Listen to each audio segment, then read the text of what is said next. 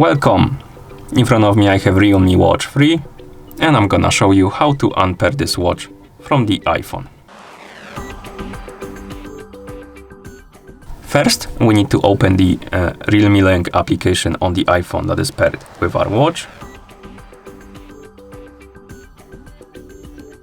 In the app you should see the home page, and on it you should see your Realme Watch 3 on the list right here. You can tap on it. Then you should see this page. Now scroll down, find the option called Delete Device, tap on this button, then tap on Confirm. Now tap on Settings. It's gonna redirect you to the Settings app.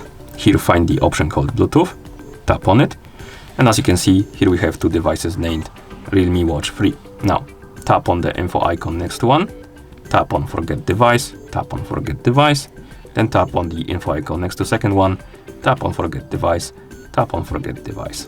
Once they disappear from the list of my devices, you can close the settings and close the app, and at this point the watch is unpaired from your iPhone. Thank you for watching. If you found this video helpful, please consider subscribing to our channel and leaving the like on the video.